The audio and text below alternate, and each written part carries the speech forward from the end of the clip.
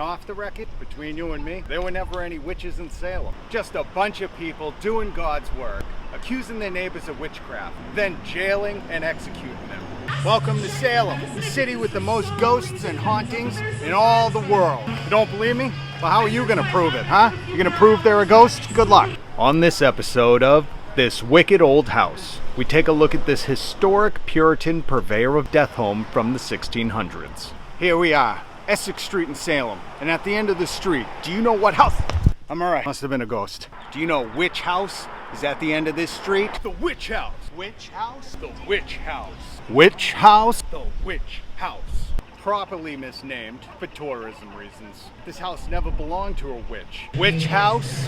The witch house. And off the record, between you and me, there were never any witches in Salem. Just a bunch of people doing God's work, accusing their neighbors of witchcraft, then sentencing them to jail or execution. This house actually belonged to Johnny Corwin, not a witch. For those of you playing along at home, if you guessed Johnny Corwin was a white guy born to wealthy parents, score yourself a point. Off the record, Johnny was a bastard. And not just by today's standards, but by colonial standards as well. Ye old Johnny Corwin grew up to be a judge. And during the witch trials, he actually was an examiner, or an interrogator. Hey guys, I'm thinking this person in here is a witch. They must have put a spell on me. I've been sneezing all spring, and allergies haven't been invented yet.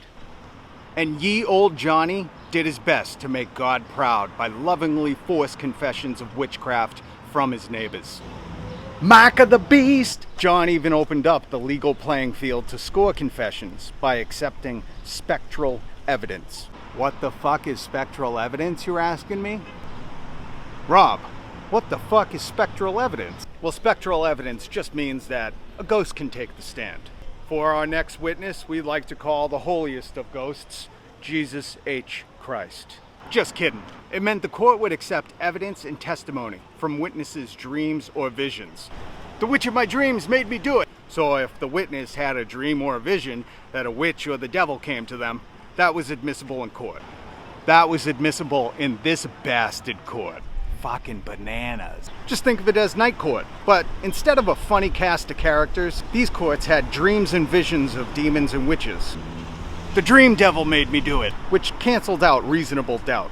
And ye old Johnny Corwin had zero issues with this spectral evidence. What a bastard. And this is where he was a bastard by 1690 standards too. He was rebuked at the time by fellow colonists. Even the president of Harvard wrote him a letter to tell him this spectral evidence is suspect. But old Johnny Corwin was not to be deterred. He was doing God's work, and he kept jailing innocent people.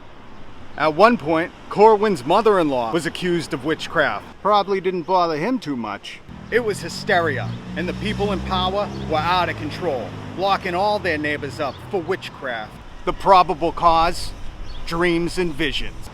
The dream witch made me do it. Off the record, but maybe this should be on the record. John Corwin and his team of judges, examiners, interrogators, whatever you want to call them, were bastards. How are you locking people up based on dreams and visions? I smell a grudge happening, and that's probably what this was. Another reason by even 1690 standards John Corwin was a bastard is because after Bridget Bishop was hung, one of the judges overseeing the hearing resigned. That's when they tapped John Corwin to come and take his place as a judge. And he saw no issues with having spectral evidence in this court of law. Bastard. Imagine going to court and your dreams could be considered evidence. Legit evidence. Your Honor, the ghost of Tom Joad came to me in a dream, and he was the one who pooped in Johnny Depp's bed. Not guilty. Ye old Judge Corwin was also a guy who at the time was prosecuting drunkenness, which... I'm alright. Must have been another ghost. Which in the 1690s, cider or anything alcoholic was safer to drink than water or milk. So at a time where everybody had a happy hour buzz, this Judge Corwin was prosecuting people for drunkenness. Makes you a bastard. When you come to Salem, remember, this was innocent people who were hung or in one instance, crushed to death. That house is where a bastard lived. So it's wicked historically interesting. And it's cool to still have a house from the 1600s right here in the heart of Salem. If you want me to make more of these Salem off-the-record videos, hit subscribe. Do it now, you procrastinator. When you... shut up.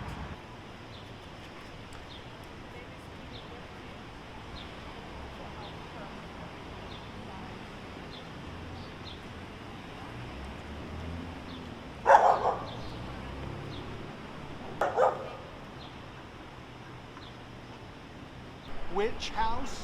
I don't know if that looked as cool as I was hoping. I was trying to get that Beastie Boys fisheye effect. It's probably just an editing app I could have done instead of standing there on the corner like a maroon trying to get that shot. Hey, this is a quiet zone. Jesus.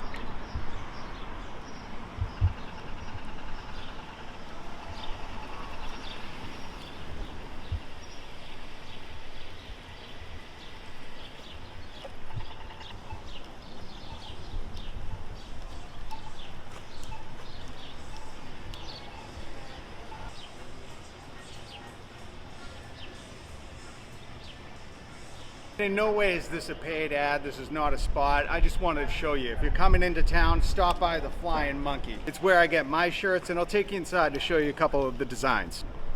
Flying Monkey on the other side of Essex Street. Just keep walking past the Witch House. Get to the little walking mall, the outdoor walking mall, and you'll find it. This is the spot. It's hard to see because they're one of the only ones without a sign overhead. Come right in. Rad little spot. I got that one. My wife's got that one. So I just wanted to take you guys inside, show you some of the designs. And right there is my favorite. The Wu-Tang Witches. Protect your neck. Now this is the complete opposite end of Essex Street. If you come down here, there's a pretty cool shop I wanted to give you a look at. If they'll let us. We'll find out. Why not? Makers of fine wands.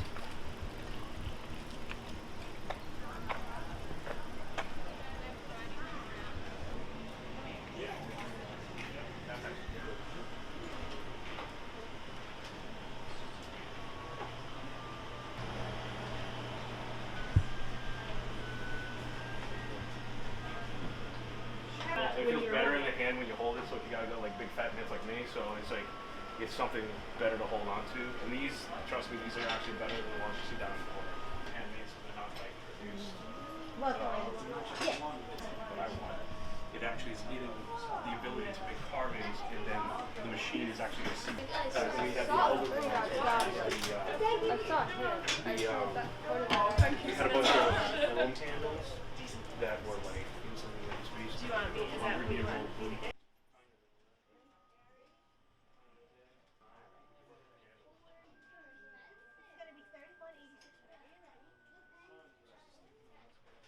So if you're into wands, Harry Potter, or just magic in general, come stop by Why Nots. I don't know if I'm saying that correctly. Am I? I don't know.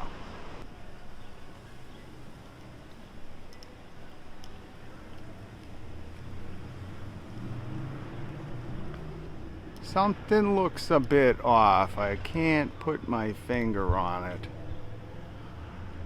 Why are the trees blue? James Cameron, is this a promotion for Avatar? Look, even those are blue. What is going on? Who's painting all the trees? Wait. Before we wrap up, we got to talk about the people John Corwin affected. And here's their memorial. A lot of these are the last words recorded by those who are accused. I am wholly innocent of such wickedness. God knows I am innocent. I do plead not guilty. I can deny it to my dying day. If you watched any of my Haunted Salem videos, you can see me doing ghost box sessions here. But this is the memorial for those accused and executed based on spectral evidence. It's sad, but if you come here, pay your respects to people innocently executed from an unjust system. Martha Corey, hanged, who was Giles Corey, wife. Giles Corey, the only man in all of America to be pressed to death.